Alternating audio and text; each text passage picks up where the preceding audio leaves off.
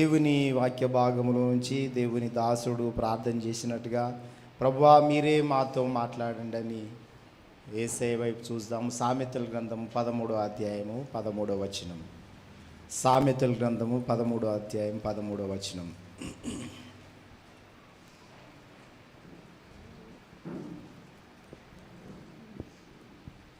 సామెతలు 13:13. ఆజ్ఞను తిరస్కరించువాడు అందువలన శిక్ష నొందును. ఆజ్ఞ విషయమై భయభక్తులు గలవాడు లాభము పొందును. మీరు నాతో అందరు అంటారా? ఆజ్ఞను తిరస్కరించువాడు అందువలన శిక్ష నొందును. ఆజ్ఞ విషయమై భయభక్తులు గలవాడు లాభము పొందును. ఇక్కడ శిక్ష ఉన్నది, లాభము ఉన్నది. దేవుని ఆజ్ఞను తిరస్కరిస్తే శిక్ష పొందవలసి వస్తుంది, శిక్షకు గురి కావలసి వస్తుంది. ఆజ్ఞ విషయమై భయభక్తులు కలిగి ఉంటే లాభము కలుగుతుంది. ప్రియమైన దేవుని బిడ్డలారా, ఎవ్వరు కూడా శిక్ష కావాలని అనుకోరు, లాభమే కావాలని అనుకుంటారు. మరి లాభమే కావాలంటే, శిక్ష నుండి తప్పించబడాలంటే, లాభమే కావాలి అనంటే ఆయన ఆజ్ఞ విషయమై భయభక్తులు కలిగి ఉండాలి, ఆజ్ఞలు పాటించాలి, ఆజ్ఞను అనుసరించాలి. దేవుని ఆజ్ఞను అనుసరిస్తే ఎవ్వరూ లాస్ గారు, ఎవ్వరు నష్టపోరు.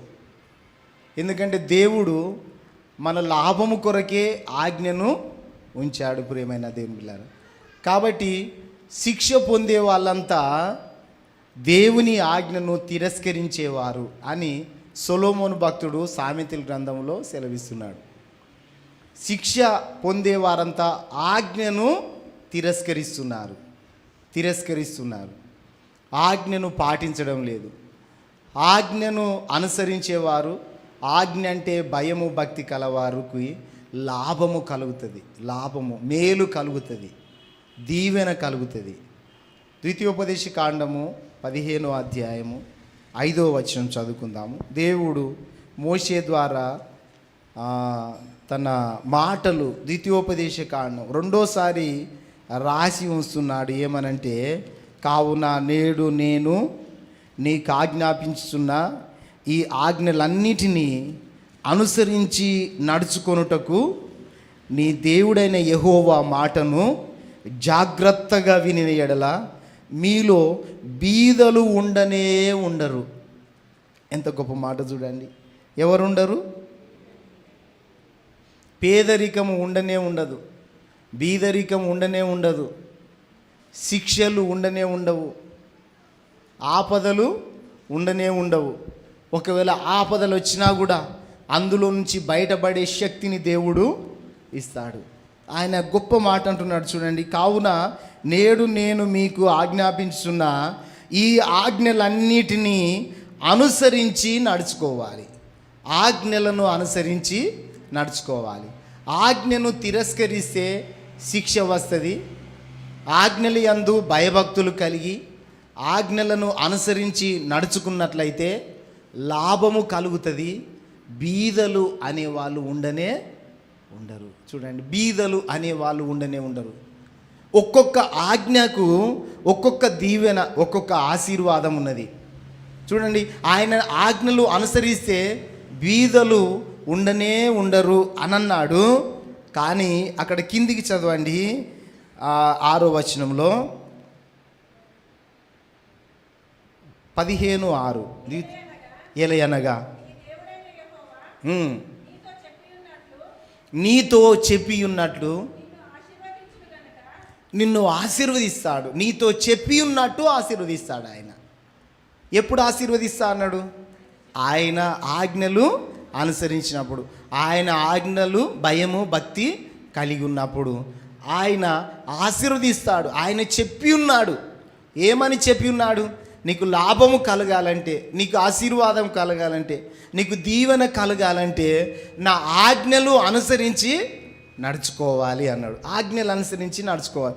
ఆజ్ఞలను తిరస్కరిస్తే శిక్ష వస్తుంది. ఆజ్ఞను అనుసరిస్తే లాభము, ఆశీర్వాదము కలుగుతుంది. ఆజ్ఞను అనుసరిస్తే మీలో బీదరికం అనేది కొట్టుకొని పోతుంది. బీదరికం అనేది ఉండదు అని అన్నాడు. కిందికి అంటాడు, నీవు అనేక జనములకు అప్పిచ్చేదవు కానీ అప్పు చేయవు. అనేక జనములను నువ్వు ఏలుతావు కానీ వారు నిన్ను ఏలరు. నువ్వు ఏలేటట్టు చేస్తాడు దేవుడు. నేను ఏలేటట్టు చేస్తాడు ఆయన. ఆయన పైవారిగా ఉంచే దేవుడు, ఆయన ఇచ్చేవారిగా ఉంచే దేవుడు, ఆయన తలగా ఉంచే దేవుడు. ప్రియమైన దేవుని బిడ్డలారా, అందుకొరకే ఆయన అంటాడు 7వ వచనంలో అంటాడు, నీ దేవుడైన యెహోవా నీకిచ్చుచున్న దేశమందు నీ పురములలో ఎక్కడైనా నీ సహోదరులలో ఒక బీదవాడు ఉండిన ఎడల.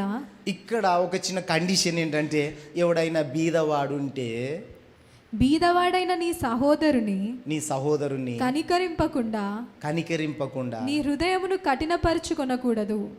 అక్కడ మన దీవెన పోతుంది. దీవెన ఆశీర్వాదము కూడా ఎట్లా కోల్పోతాము, నెమ్మది లేని తనము ఎట్లా కోల్పోతాము, దేవుడిచ్చే ఆశీర్వాదం ఎట్లా కోల్పోతున్నామంటే, మనకు కనిపించిన మన సహోదరుడే కానీ మనకు కనిపించిన వ్యక్తి ఎవడైనా బీదవాడుంటే నీకు ఎంత సొమ్మున్నదో అదంతా పక్కన పెట్టేసి నేనెందుకు సహాయం చేయాలని కఠినంగా అయితే నీకు దీవెన కాదు అంటున్నాడు. నీకు ఆశీర్వాదము కాదు, నీకు మేలు జరగదు, నీకు నెమ్మది ఉండదు. ఒక బీదవానికి సహాయం చేయాలి. హల్లెలూయా. మనం ఏం చేయాలండి? బీదవాళ్ళకు సహాయం దేవుడు నిన్ను నన్ను ఎన్నుకున్నది అందుకొరకే. నేనే బీదవాణ్ణి, నేను ఎట్లా సహాయం చేయాలనుకుంటారా? 5 రొట్టెలు 2 చేపలు ఒక చిన్నవాని దగ్గర ఉంటే నాకే కావాలి, నేనే తినాలి, మా అమ్మ చేసి ఇచ్చింది కాబట్టి నేను ఎవరికి ఇయ్య అనంటే 5,000 మంది కడుపు నిండుతుండేనా? 5,000 మంది తృప్తిగా ఉంటుండేనా? ఒక్క చిన్నవాడు 5 రొట్టెలు 2 చేపలు యేసయ్యకి ఇచ్చాడు. చూడండి ప్రియమైన దేవుని పిల్లారా, అలాగే మన దగ్గర ఉన్నది కూడా బీద వాళ్ళకు ఇస్తే అది ఆశీర్వాదము. మనకు తెలియకుండానే మన మీదికి దీవెన వస్తుంది. దేవుడు మనకు తెలియకుండానే మన మీదికి ఆశీర్వాదం పంపిస్తాడు. ప్రియమైన దేవుని బిడ్డలారా, ఆశీర్వాదం అంటే ఎక్కడి నుండి వస్తుంది?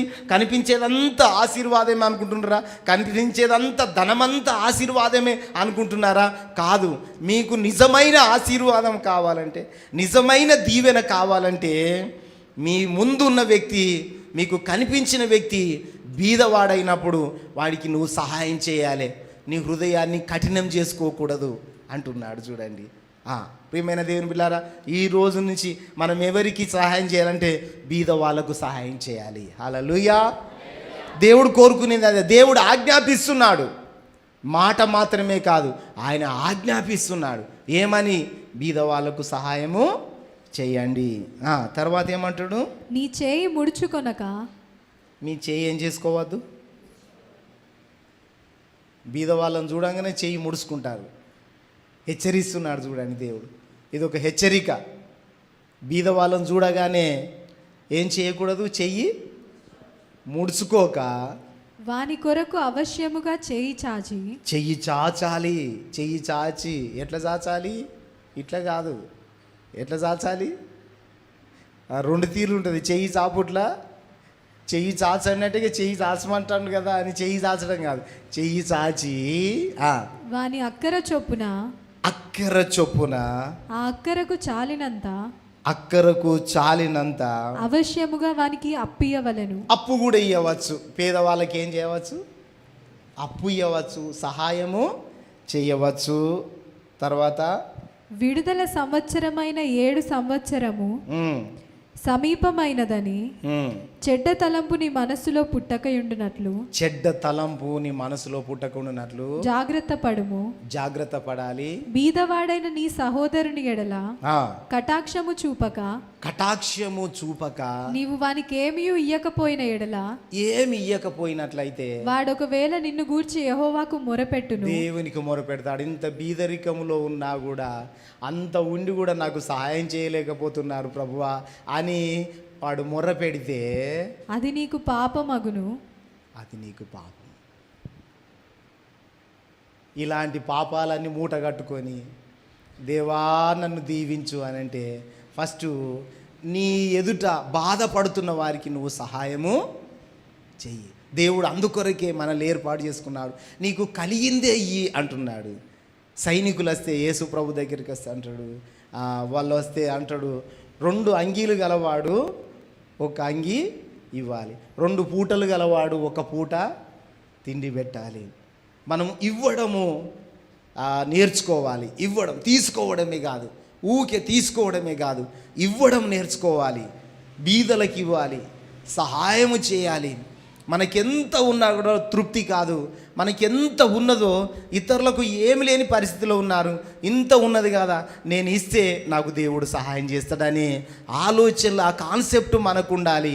కఠినంగా ఉండకూడదు అంటున్నాడు. కిందికి చదవండి. నీవు నిశ్చయముగా ఇలాంటి పాపాలు మూట కట్టుకుంటున్నాం అంటున్నాడు. నీవు నిశ్చయముగా వానికి ఇయ్యవలెను. ఎట్లా ఇవ్వాలి అందరు చెప్పండి. నిశ్చయముగా. నిశ్చయముగా అంటే ఖచ్చితంగా ఇవ్వాలి. అది రూలు. ఎవరికి ఇవ్వాలి? బీదలకు ఇవ్వాలి, ఖచ్చితంగా ఇవ్వాలి. అది రూలు, దేవుడు పెట్టిన రూలు. ఆ రూలు పాటిస్తే, ఆ ఆజ్ఞను పాటిస్తే నిన్ను నన్ను తప్పకుండా దేవుడు దీవిస్తాడు, ఆశీర్వదిస్తాడు. హల్లెలూయా. కంపంతా కడుపులో పెట్టుకొని, ధనమంతా ఇంటిలో పెట్టుకొని, అన్నీ ఉన్నా కూడా నన్ను దీవించు దేవా, నన్ను దీవించు దేవా అని పాస్టర్ల దగ్గరికి పోతే ఎవడు దీవించాడు? దేవుడే దీవించకపోతే మనకి ఏం నుంచి వస్తుంది? హల్లెలూయా. అయ్యా సహాయం చేయని ఒక ఆయన రాజు దగ్గరికి వస్తే రాజు అంటున్నాడు, దేవుడే సహాయం చేయకపోతే నేనెక్కడి నుంచి సహాయం చేయాలంటున్నాడు. హల్లెలూయా. మనకి ఏ సహాయం అయినా ఎక్కడి నుంచి రావాలి? ఆయన మెచ్చుకోవాలి మనల్ని, ఆయన ఇష్టపడాలి. మనము సహాయం చేస్తే మనకు పైనుండి సహాయం వస్తుంది, మనకు దీవెన వస్తుంది. చూడండి ఏమంటున్నాడంటే, నువ్వు నిశ్చయముగా వానికి ఇవ్వవలెను, ఖచ్చితంగా ఇవ్వాలి. పేదవాళ్ళకి ఇస్తే మనం నష్టపోము, పేదవాళ్ళకి ఇస్తే మనం చెడిపోము, పేదవాళ్ళకి ఇస్తే మనకు లాస్ ఏమీ కాదు. ఒక దగ్గర ప్రభు అంటాడు, మీరు పంట కోసేటప్పుడు కూడా కొన్ని పనులు వదిలిపెట్టండి, అవి బీద వాళ్ళకు, అవి బీద వాళ్ళకు, ఆకాశ పక్షులకు, భూమృగములకు, దిక్కులేని వాళ్ళకు అవి వదిలిపెట్టండి. మొత్తం దోకి తీసుకొని రాకండి అంటాడు. ఆ రోజులలో వదిలిపెట్టేది. మరి నిజమే, ఆ రోజులలో వదిలిపెట్టేది. కల్లాలు, ఇప్పుడు కల్లాలు ఉన్నాయా బ్రదర్? కల్లం అంటారు, ఉన్నాయా? కల్లం లేదా? వాక్యంలో కల్లం అని ఉంటుంది. ఆ కల్లాల దగ్గర వదిలిపెట్టేది. ఎవరికంటే భూమృగములు వస్తాయి, ఆకాశ పక్షులు వస్తాయి, ఎవరన్నా పేదవాళ్ళు వస్తారు. అప్పుడు ఆ రోజులలో పేదవాళ్ళు కల్లాల దగ్గరికి పోయి ఊడ్చుకొని పోయి పూట గడుపుతుండేది. ఇప్పుడు అదంతా లేదు, అంతా నాకే కావాలి, మొత్తం భూమిని కూడా దోక్కొని వస్తే దీవెన కాదు. వాళ్ళ పాలు మనం అనుభవిస్తున్నాం, మనం ఉన్నది బోను. కాబట్టి దేవుడు ఆశీర్వదించలేకపోతున్నాడు. ప్రియమైన దేవులారా, దేవుడు మనల్ని ఆశీర్వదించాలంటే మనం బీద వాళ్ళకు సహాయం చేయాలి. మంచి అవకాశం ఇది. మంచి అవకాశమా కష్టమా? కష్టమా అవకాశమా? హల్లెలూయా. ముందుకు చదవండి. వానికి ఇచ్చినందుకు మనసులో విచారపడకూడదు. ఏం పడద్దు? అబ్బా పోయే కదా, వానికి ఇత్తిని కదా అని అనుకోవద్దు. ఈ మానవ స్వభావం ఏంటంటే, మానవ మనసు ఏంటంటే, ఇచ్చిన కదా ఎందుకు ఇచ్చినా అని విచారపడతా అంటారు. అలాంటిది మళ్ళీ మనకు దీవెన తీసుకొని రాదు. అలాంటిది మన దీవెనకు ఆటంకంగా ఉంటుంది. విచారపడకూడదు. ఇందువలన నువ్వు విచారపడకపోతే, నువ్వు ఇచ్చి విచారపడకపోతే, నువ్వు సహాయం చేసి విచారపడకపోతే, ఆలోచన చెయ్యకపోతే, నీ దేవుడైన యెహోవా ఇందువలన నీ దేవుడైన యెహోవా నీ కార్యములన్నిటిలోను నీ కార్యములన్నిటిలో, నీవు చేయు ప్రయత్నములన్నిటిలోను నీ కార్యములన్నిటిలో, నువ్వు చేసే ప్రయత్నములన్నిటిలో నిన్ను ఆశీర్వదించును. ఓ చప్పట్లతో దేవుని స్తుతిస్తా. అంతేనా? హల్లెలూయా. నీ కార్యములన్నిటిలో, నువ్వు చేసే ప్రయత్నములన్నిటిలో ఏముంటుంది? ఆశీర్వాదం. హల్లెలూయా. అస్సలుది విడిచిపెట్టి ఆశీర్వాదం కొరకు పరిగెత్తడం కాదు, అస్సలుది ఇది పునాది అన్నమాట. ఈ పునాదే లేకుండా పైకి ఏం చేసినా కూడా వ్యర్థమే. ప్రియమైన దేవుని బిడ్డలారా, మనం ఏం ప్రయత్నం చేసినా అది సక్సెస్ కావాలంటే, తర్వాత నువ్వు చేసే కార్యములన్నిటిలో, నీవు చేయు ప్రయత్నములన్నిటిలోను నిన్ను నువ్వు చేసే కార్యాలు, నువ్వు చేసే ప్రయత్నాలన్నిటిలో నీకు ఆశీర్వాదం ఉండాలంటే నువ్వు సహాయం చేసి మర్చిపోవాలి, విచారపడద్దు, దాని కొరకు ఆలోచన చేయొద్దు అంటున్నాడు. ఇంకేమంటాడు? బీదలు దేశంలో ఉండక మానరు. కొంతమంది బీదలు ఉంటారు, మనం సహాయం చేసే మనసు ఉందా లేదా అని వాళ్ళు మన కొరకు ఉంటారు. మనకు బాగా తెలుసు, ధనవంతుడు ఉన్నాడు, లాజరు ఉన్నాడు కదా. ధనవంతుడు ఏం చేశాడు? ప్రతిరోజు మస్తు సుఖపడుతూ, తింటూ తాగుతూ, ఇష్టానుసారంగా మంచి సన్నపు నార వస్త్రాలు వేసుకొని మంచి దర్జాగా ఉంటున్నాడు, సుఖపడుతున్నాడు, ప్రతిరోజు సుఖపడుతున్నాడు. కానీ తన ఎదుట ఒక బీదవాడు లాజరు ఉన్నాడు, కురుపులతో బాధపడుతున్నాడు. ఆయనకు ట్రీట్మెంట్ చేపియలేదు, ఆయనకి ఏ రోజు ఇంత చిప్పలేసి అన్నం తిను అనలేదు, రొట్టె ముక్కలు ఇవ్వలేదు. ఆ రొట్టె ముక్కలు ఎట్లేసిందంటే ఆ బల్ల మీద పడ్డాయని పడేసి తినుపో అంటుండేది. ప్రియమైన దేవుని బిడ్డలారా, దేవుడు బాగా చూశాడు, బాధపడ్డాడు, అవకాశం ఇచ్చాడు. ఒరే, ఆయనకు తిండి పెడితేనే ఈ రోజున నువ్వు పరలోకం వస్తావురా బాబు అని అవకాశం ఇచ్చాడు. ఆ అవకాశానికి తను అవకాశం ఇవ్వలేదు, అజ్ఞానంతో బ్రతికాడు, అజ్ఞానంతో, ఒక గుడ్డితనంతో బ్రతికాడు, ఒక గర్వంతో బ్రతికాడు. నాకు ధనమున్నది, ఇలాంటి లాజర్ లాంటి కుక్కలు నా దగ్గర ఉండడం ఏంది అని విర్రవీగాడు, గర్వంతో ఊగిపోయాడు, చచ్చాడు. ఎక్కడికి వెళ్ళాడు? అదే లాజరు.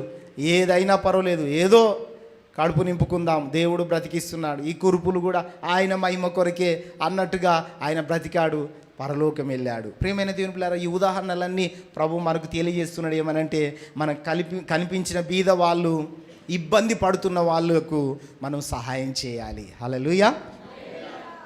చూడండి, ఆయన అంటాడు, ముందుకు చదవండి. అందుచేత నేను నీ దేశములోనున్న నీ సహోదరులకు దీనులకును బీదలకును అవశ్యముగా నీ చేయి చాపవలెనని. అవశ్యముగా నువ్వేం చేయాలి? నీ చెయ్యి చాపాలి, ఇవ్వాలి. నీకు ఆజ్ఞాపించుచున్నాను. ఇది ఏంటిది? అందరు చెప్పండి, ఇది ఏంటిది అంటే మీరేమనాలి? ఇదేంటిది? ఆజ్ఞ అని ఇట్లా అనండి. ఇదేంటిది? ఏం ఆజ్ఞ? దేవుని ఆజ్ఞ. ఏమంటున్నాడు ఆయన? బీదలకు నీ చేయి చాపి సహాయం చేయి. అప్పుడు నువ్వు చేసే ప్రయత్నాలలో, ఇంకేమంటాడు? నువ్వు చేసే కార్యాలలో, నువ్వు చేసే ప్రయత్నాలలో దేవుని ఆశీర్వాదం ఉంటుంది. హల్లెలూయా. ఎవరిది వాళ్ళకే తీయాలి, దేవునికి తీయాలి, పేదవాళ్ళకు తీయాలి, సహాయం చేసే వాళ్ళకు సహాయం చేస్తూ ఉండాలి. ప్రియమైన దేవుని బిడ్డలారా, అంత కుప్పలు మన దగ్గరనే పెట్టుకొని విర్రవీగితే అది ఎందుకు పనికిరాదు, మనం అనుభవించలేము. కాబట్టి బీదలమే కావచ్చు మనము, ఒకప్పటి పరిస్థితి వేరు, ఇప్పుడు మార్పు చెందిన పరిస్థితి ఉన్నదా లేదా? ఒకప్పుడు ఏం లేని పరిస్థితి ఇప్పుడు ఈ రోజున ఉన్నది, దేవుడు ఇచ్చాడు. అందులో మనకు గుర్తు రావాల్సింది ఏంటంటే, మన చేతికి డబ్బులు రాగానే, మన దగ్గర ఆస్తి ఉండగానే మనకు ముందు గుర్తుకు ఎవరు రావాలంటే బీదవాళ్ళు గుర్తుకు వస్తుండాలి. ప్రియమైన దేవుని బిడ్డలారా, ఆజ్ఞను తిరస్కరించువాడు శిక్ష నొందకపోడు. ఆజ్ఞను అనుసరిస్తే లాభము కలుగుతుంది. పేదవాళ్ళకు సహాయం చేసి మనం ఊరికి గుర్తు చేసుకోకూడదు, మన చెయ్యి చాపుతుండాలి. చెయ్యి బిగబట్టకూడదు. ప్రియమైన దేవుని పిల్లారా, సహాయం చేసి మనసులో ఊకే తలంచకూడదు, అది మరిచిపోవాలి. దేవుడు గుర్తు చేసుకుంటాడు. హల్లెలూయా, స్తోత్రం చెల్లిద్దామా అందరం? హల్లెలూయా. ఒక మాట చదువుదామా? కీర్తనలు 72 కీర్తన 13వ వచనం చదవండి.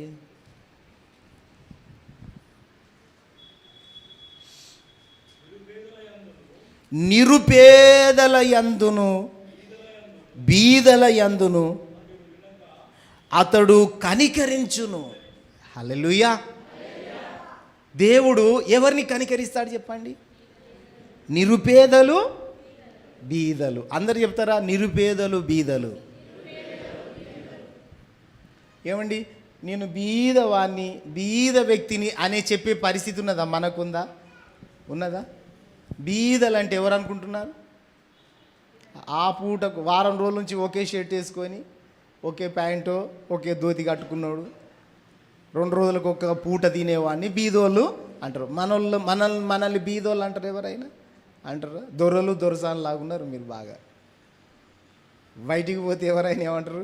ఏ ఊరు దొరవ అంటారు మిమ్మల్ని కూడా ఏ ఊరు దొరసాని అంటారు.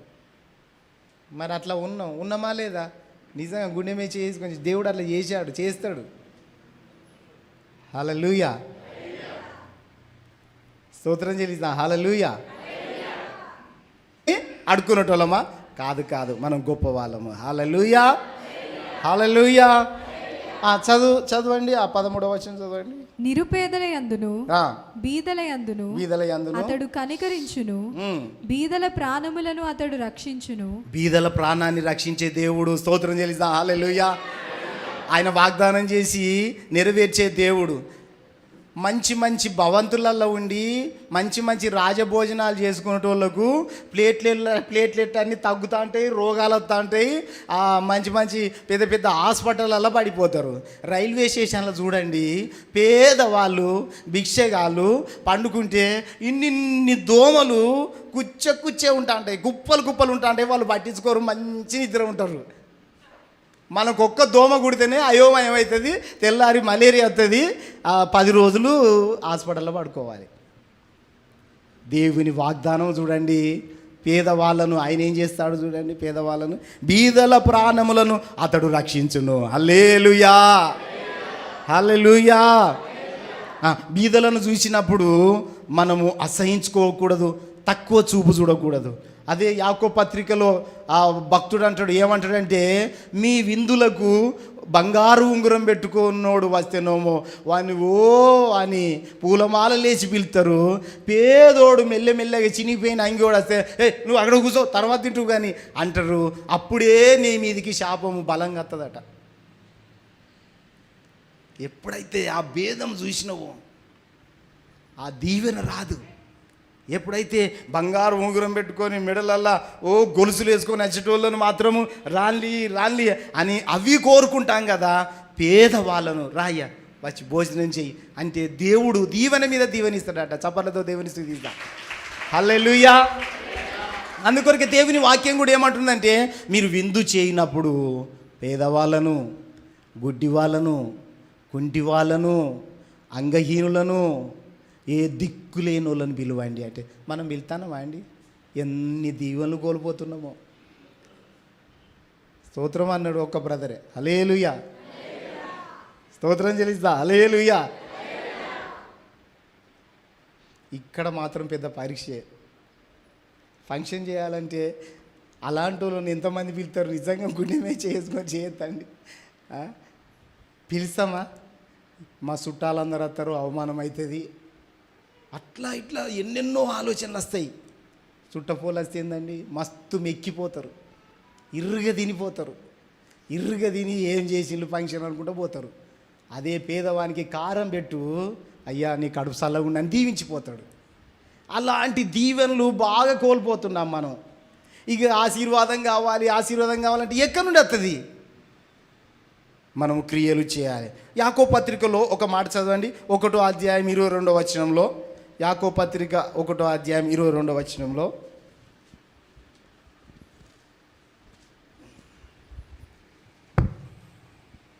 మీరు వినువారు మాత్రమై ఉండి, మీరు వినటోళ్ళు మాత్రమే అయ్యుండి మిమ్మును మీరు మోసపుచ్చుకొనకుండా. వినటోళ్ళు అయి ఉంటే ఏం జరుగుతుందట? మీరు మోసపోతాను. వినడానికి అయితే మాత్రం మోసపోతున్నారు. మీరు వినడానికి మాత్రమే రావద్దు. వినడానికి వచ్చి ఎంత వింటావో అంత మోసం జరుగుతుంది. నీకు మోసపోతావు. మీరు వినువారు మాత్రం అయ్యుండి మిమ్మల్ని మీరు మోసపుచ్చుకోకుండా వాక్య ప్రకారము ప్రవర్తించువారునై ఉండుడి. వాక్య ప్రకారం ప్రవర్తించాలి. హల్లెలూయా. అందరు చెప్తారా? వాక్య ప్రకారం ప్రవర్తించాలి.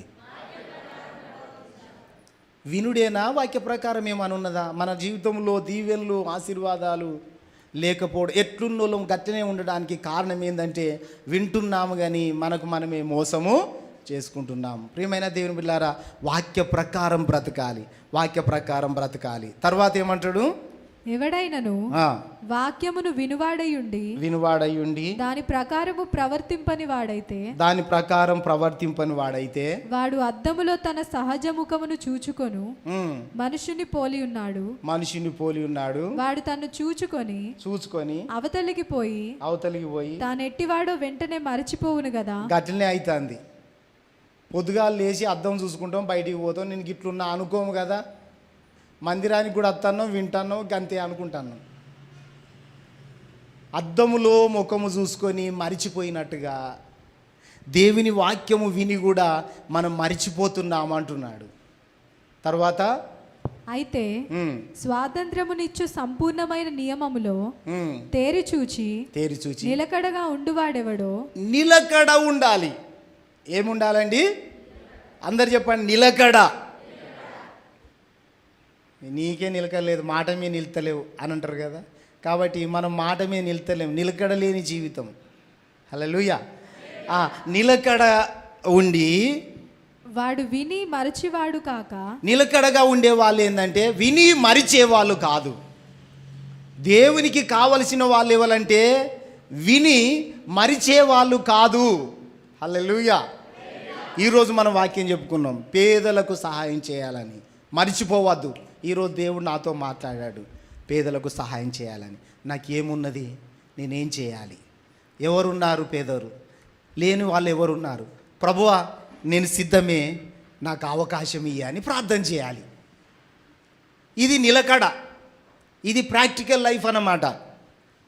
ఇప్పుడు అనగానే ఎవడో చేస్తలే, ఎవరో ఇచ్చిలే, ఎవరికి ఉన్నదిలే, నాకేంది అని అనుకుంటే నీకు ఆశీర్వాదం కాదు, నీకు నిలకడ లేదు.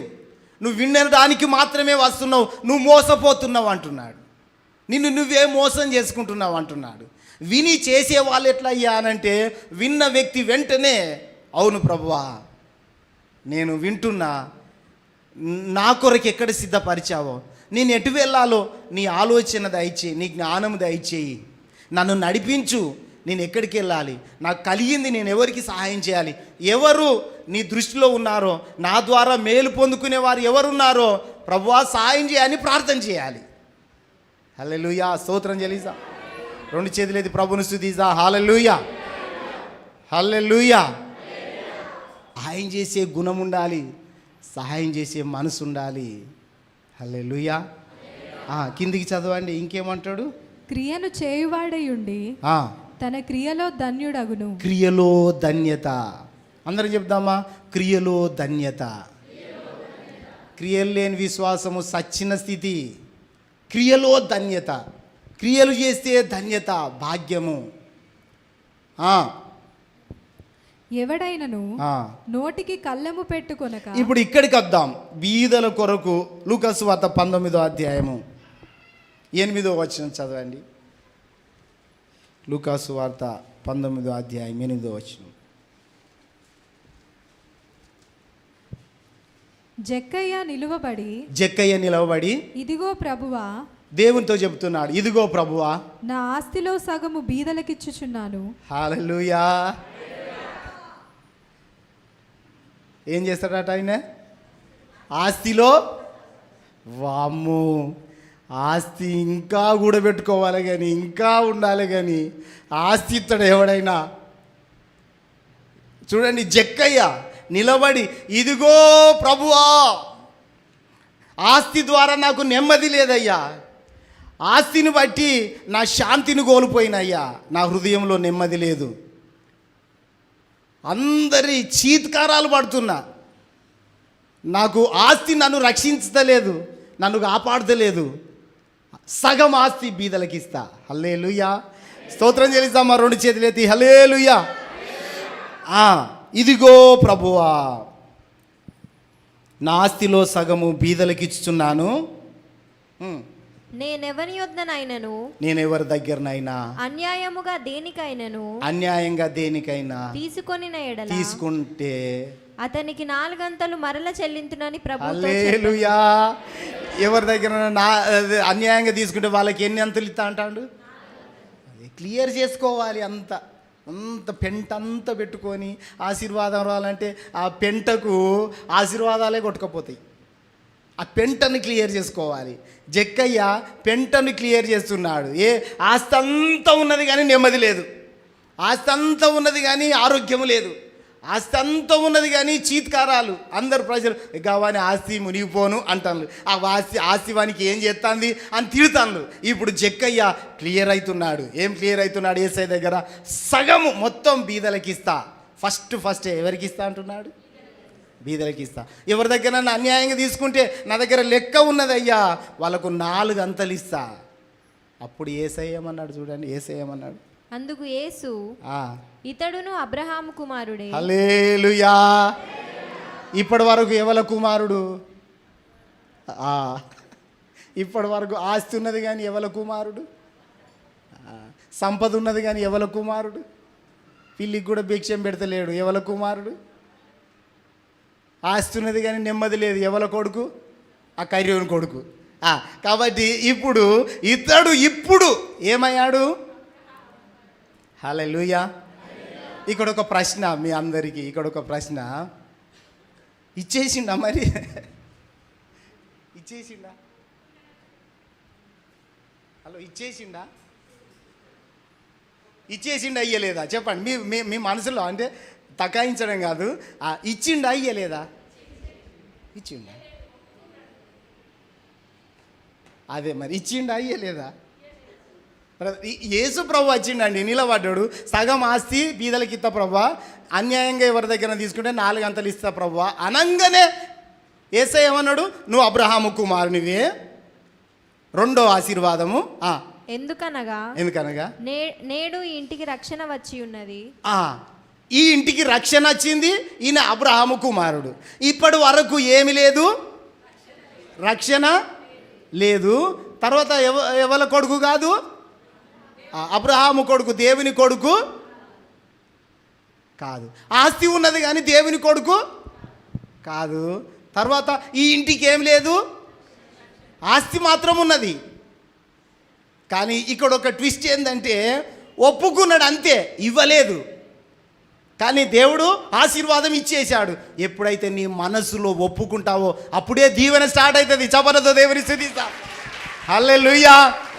నేను ఇవ్వాలి అని అనుకుంటే చాలు, దేవుడు దీవిస్తాడు. మళ్ళీ దాచుకున్నాడు కాదు, ఇవి ఇస్తా అన్న కానీ అప్పటి సిచ్యువేషన్ వేరేలే అనుకోవద్దు. ఏ మాట అయితే అన్నామో అది ఇచ్చేసేయాలి. ఇక ఎవరికి ఒప్పుకున్నాం? మనము దేవునికి మాట ఇచ్చాము, మనిషినికి కాదు. కాబట్టి ప్రియమైన దేవుని బిడ్డలారా, దేవుని దీవెన కావాలి అంటే పేదవాళ్లకు సహాయం చేయాలి. లాస్ట్ ఒక మాట చదువుకొని మనం ముగించుకుందాము. 18:21 చదవండి. అందుకతడు బాల్యము నుండి వీటన్నిటిని అనుసరించుచునే ఉన్నానెను. యేసు విని నీకింకా ఒకటి కొదువగా ఉన్నది, నీకు కలిగినవన్నీ అమ్మి బీదలకిమ్ము. ఇక్కడ సగం పోయింది, ఇక్కడికి వచ్చేసరికి ఎంత అయింది? యేసయ్య దగ్గరికి వచ్చినోడు నాకు నిత్య జీవం కావాలి ప్రభు అంటే ఆజ్ఞలు పాటించు అంటాడు యేసయ్య. ఏమంటాడు? ఆజ్ఞలు పాటించు అనగానే ఏం ఆజ్ఞలు అంటే, దొంగతనం చేయవద్దు, నరాత్య చేయవద్దు, వ్యభిచారం చేయవద్దు, నీ పొరుగు వాంది ఏది తీసుకోవద్దు అని అంటే, ఇవన్నీ చిన్నప్పటి నుంచి చేస్తాన్నా అని అంటాడు. చిన్నప్పటి నుంచి ఇవన్నీ చేసినా కూడా వానికి నిత్య రాజ్యం లేదు. ఎందుకో చూడండి. యేసు ప్రభు అంటాడు, అప్పుడు పరలోకమందు నీకు ధనము కలుగును. ఏం అక్క నుంచి చదువు. యేసు విని నీకింకా ఒకటి కొదువగా ఉన్నది, ఒక్కటి కొదువ ఉన్నది, నీకు కలిగినవన్నీ అమ్మి బీదలకిమ్ము. కలిగినవి అన్నీ ఏం చేయాలి? అమ్మి ఫస్ట్ ఎవరికి ఏమంటున్నాడు? అప్పులు వచ్చి వడ్డీలకు తిప్పి ఇక నువ్వు న్యాయం పడరా, ఆ వడ్డీలతో బతుకుతావు అన్నాడా? కాదు. దేవుడు ఒక సిస్టమేటిక్ కలిగిన దేవుడు, క్రమం కలిగిన దేవుడు. మనం అనుకునేది వేరు, దేవుడు అనుకునేది వేరు. నీకు కలిగినవన్నీ అమ్మి ఎవరికి ఇవ్వాలి? ఫస్ట్ దేవునికి బీదలంటే బాగా ఇష్టం. హల్లెలూయా, స్తోత్రం చెల్లిస్తా. హల్లెలూయా. కాబట్టి మనము బీదరికం నుంచి ఒక మెట్టు పైకెక్కినాం కాబట్టి బీదల పట్ల మనం కనికరం చూపితే దేవుడు మన మీద కనికరము చూపుతాడు. ప్రియమైన దేవుని బిడ్డలారా, కాబట్టి అన్ని కలిగినవన్నీ అమ్మి బీదలు అన్నీ అమ్మమన్నాడు. జక్కయ్య మాత్రం నేను సగం బీదలకి ఇస్తా, తర్వాత ఆస్తి అంతా పోయి ఉంటుంది. ఎందుకంటే ఒక్క అంతకు 4 అంతలు ఇచ్చిండు కదా, అంత పోయింది. ఈ గంగలక గోదావరిలక ఇది ఉండి నాకు నెమ్మది ఇచ్చేది కాదు, ఆరోగ్యం ఇచ్చేది కాదు, దాన్ని చూసి మురుసుడు తప్ప ఏమీ లేదు. హల్లెలూయా. ఆస్తిని చూసి ముర్వకుల్ని దీవెన కాదు, ఆస్తి ఏం కావాలి? హల్లెలూయా. డబ్బు అన్నదట, 1000 రూపాయలు జేబులో పెట్టుకొని మురుతా ఉంటే నీ మురిపం చల్లకుండా కాసేపటికి నేను ఎక్కడికో పోతారా? ఏ దుకాణంలోకి పోతా, వాని దగ్గర కూడా ఉండరా. నేను పెద్ద తిరిగిపోతుండ్రా, నేను పెద్ద తిరుగుబోతును జేబులో పెట్టుకొని సంబరపడతాను. ఎంత అన్యాయస్తులు చూడండి. హల్లెలూయా. ఆ డబ్బులు మాట్లాడతాను, మాట్లాడితే చెవిటోడు కదా, వినడు కదా. చెవులు వినపడాయి, పైసలు మాట్లాడుతా అంటే వినాలే, అవి మాట్లాడతాయి. నిజమే ప్రియమైన దేవుని పిల్లారా. కాబట్టి తిరుగుబోతును బీరువలో పెట్టి తాళాలు పెట్టి అదంటదట, ఎంత తాళాలు పెట్టినా నేను పోయేది ఖాయం రా, ఎవడో వస్తాడు నన్ను ఎత్తుకొని పోయి ఎక్కడనో చేస్తాడు రా. హల్లెలూయా. కాబట్టి ప్రియమైన దేవుని పిల్లరా, తిరుగుబోతులకు ఆ దొంగలకు ఆ తిరుగుబోతులను అప్పచెప్పండి. కాబట్టి దేవునికి మనం నమ్మకంగా ఉండి పేదవాళ్ళకు ఇవ్వాలి. లాస్ట్ ఏమంటాడు? నీకు కలిగినవన్నీ అమ్మి. దేవునికి తెలియదా అన్నీ పోయినాక వీడు ఎట్లా బతుకుతాడని తెలియదా? తెలుసు ప్రియమైన దేవుని పిల్లారా, గదే గొప్ప పరీక్ష. కాబట్టి ఆయన బతికిస్తాడు. అన్ని పోయినా ఏం చేస్తాడు? నమ్మితే దేవుని స్తుతిస్తాం అందరం. అన్ని పోయినా బతికిస్తాడు. హల్లెలూయా. ఇక ఇది పోతే ఎట్లరో, దీంతోటే బతుకుతా, దీంతోటే బతుకు, ఈ జీవితం అంతా ఈ డబ్బుతోటే, ఈ ఆశతోటే, ఇది పోతే నేను బతకలేను అని అనుకోవద్దు ప్రియమైన దేవుని పిల్లారా. అంత పోయినా దేవుడు బ్రతికిస్తాడు. అది దేవుని గొప్పతనం. కాబట్టి అన్ని అమ్మి బీదలకిచ్చి, అప్పుడు పరలోకమందు నీకు ధనం లేదు, ముందేమంటాడు? అన్ని అమ్మి బీదలకిచ్చి, బీదలకి ఇచ్చిన తర్వాత ఏం చేయమంటాడు? నీకు కలిగినవన్నీ అమ్మి బీదలకిమ్ము, అప్పుడు పరలోకమందు నీకు ధనము కలుగును. అప్పుడు పరలోకములో ధనము కలుగుతుంది. నీవు వచ్చి నన్ను వెంబడింపుమని. ఎంత భాగ్యం! నువ్వు వచ్చి నన్ను వెంబడించి, ఊకే ఇది లేదా అది లేదా, ఇది ఇక్కడ ఉండే అది అక్కడ ఉండే, ఎటొచ్చరో ఎవడొచ్చరో, ఇట్లాంటి ఆలోచనలన్నీ తీసేసుకొని నన్ను వెంబడించు అని అతనితో చెప్పాను. అతనితో చెప్పితే సంతోషపడ్డాడు ఆయన. అతనితో చెప్పాను. అతడు మిక్కిలి ధనవంతుడు గనుక. అతడు ఎలాంటోడు? మీ నోట వినాలనుకుంటున్నా. అలా అతడు ఎలాంటోడు? మిక్కిలి ధనవంతుడు అంటే బాగా డబ్బు ఉన్నాడు, మిక్కిలి ధనవంతుడు. కాబట్టి ఈ మాట విని మిక్కిలి వ్యసన పడగా. ఎట్లా అయిందట? వ్యసన పడడం అంటే ఇట్లా చెప్తాడు, ఇట్లా వ్యసన పడడం అన్నమాట. ఇది యేసు ప్రభు అయిపోయి చూసి, నా ఆస్తి నేను అమ్మి బీదలకు ఇవ్వాలనా? అది ఎంత మాత్రం కాదు. మిక్కిలి వ్యసన పడి యేసు అతన్ని చూసి ఆస్తి గలవారు దేవుని రాజ్యంలో ప్రవేశించుట. అరే, ఆస్తితోటి దేవుని రాజ్యం లేదయ్యా. ఆస్తితోని దేవుని రాజ్యంలో ప్రవేశిస్తావా? లేదు. డబ్బుతోటి దేవుని రాజ్యంలో ప్రవేశించలేము. మరి దేనితో ప్రవేశిస్తావయ్య అంటే బీదలకు సహాయం చేసే ప్రవేశం ఉన్నది. స్తోత్రం, హల్లెలూయా. ఇతరులకు ఎవరైనా ఆపదలో ఉన్న వారికి సహాయం చేసే పరలోక రాజ్యం ఉన్నది. హల్లెలూయా. ఇతరుల మీద కనికర పడితే పరలోక రాజ్యం ఉన్నది. ఆస్తిని చూసి మురుస్తా ఉన్నాడు ఈయన బాగా, నీకు మాత్రం పరలోక రాజ్యం లేదన్నాడు డైరెక్ట్గా.